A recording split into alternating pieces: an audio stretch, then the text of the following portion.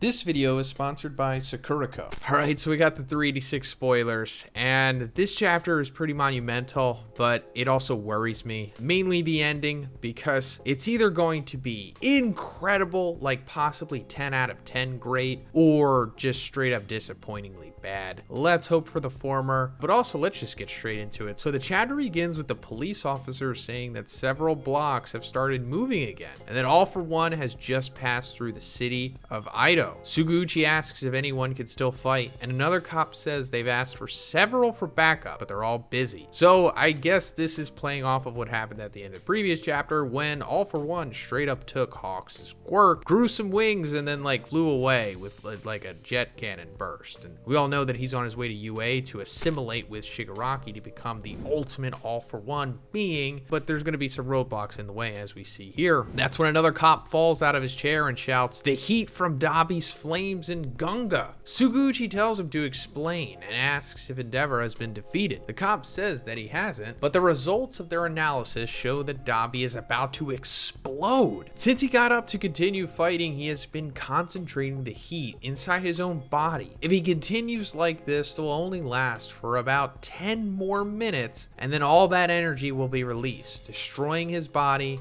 and causing a heat explosion with an area of 5 kilometers. So that's about 3 miles, which is insane. That's like, a really big bomb going off. Yeah, it's kind of like a nuke going off. So this is what Dabi has been up to since he, had his second wind after being defeated by Shoto. He kind of came back and now he's, doing this, I guess. And this could be Dabi's endgame. This is how he dies. He just blows up, but then I guess Shoto stops the nuke from spreading or whatever, and we'll get more into that. But there is also a possibility that Dabi doesn't die. The only thing I really am concerned about is if he has a moment with his family, which we did see in the previous chapter, moving between the tunnel elevator things underneath UA that connect to Shiketsu. So hopefully he has a moment with them, and then has a moment with Stain, and then he could die, because then he served his purpose, I guess. Not too big on Dabi, if you haven't noticed. I feel like he's kind of fallen apart as a character since he revealed that he was Toya, to be honest. I'm not saying he's bad and that I necessarily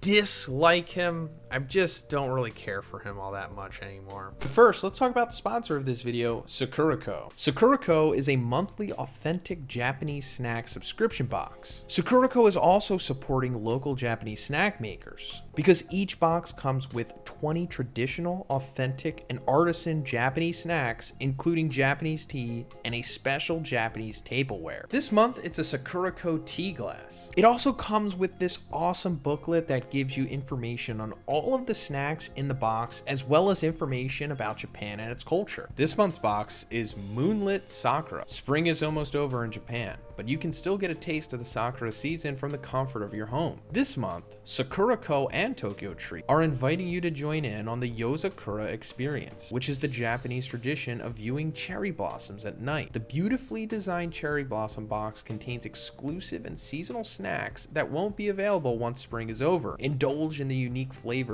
of Hanawara Bimochi, Sakura Ame, and Sakura Sweet Potato from Sakura. And of course, first I have to make this special tea that we get with Sakurako every month. This time it's peach hibiscus tea. This might be my favorite tea that I've got from Sakurako so far. Super flavorful, very floral, but it also has that nice white peach taste to it. And I get to use it with this awesome Sakurako tea glass. It paired so nicely with this rich Ogura bread loaf. And then for something salty, I tried the Ume salt and vinegar senbai. Guys, I'm not kidding. This is by far the best salty snack I've ever gotten from Sakurako, maybe even Tokyo Treat too. This thing is incredible, and you have to try it for yourself. So guys, celebrate the Sakura season and get additional bonus items in your box every month for life. Use code HANAMI at Sakurako checkout, and don't forget to check the promotions link, which is in the description. Thanks, guys. Suguchi despairs, and Labrava warns him that some of the underground shelters are now close to Gunga. The civilians are in Dabi's blast radius. Then we see that the block where the Todoroki family is keeps collapsing, and Gunhead tells them to open the emergency exit. Another cop warns that All for One is even faster, and is now close enough to use his goo teleport quirk. Suguchi asks once again for reinforcements, but someone confirms that no heroes will arrive in time. It is then that a voice calls his name over the communicator. Cut to Kamino, and Ida asks Shoto how tired he is from using phosphor, but he says that he's fine. He can't stop while there's a chance that All for One might get to where Deku is, but Ida says that his mind must be a mess right now because of the whole Dabi situation. Shoto replies saying that he has to fulfill his duty, and Ida is devastated by the fact that someone as kind as his friend, who guided him back to the right path, has to deal with all this stuff. The two of them are crying. That's when a voice says it finally connected over the communicator. It's All Might's voice. He is happy to hear that the two of them are okay and says that he doesn't have much time, so he'll be brief. They have to get to Gunga as fast as possible. Dabi will explode soon, and the evacuation blocks have stopped moving. Endeavor is fighting him, but he'll not be able to stop the explosion with his quirk. All Might says that he is sure that Ida will be able to run there and begins a short speech dedicated to Shoto. Body and mind are two different things, and Shoto knows this better than anyone else because of all the things he's gone through. Shoto says that he'd rather go stop All for One,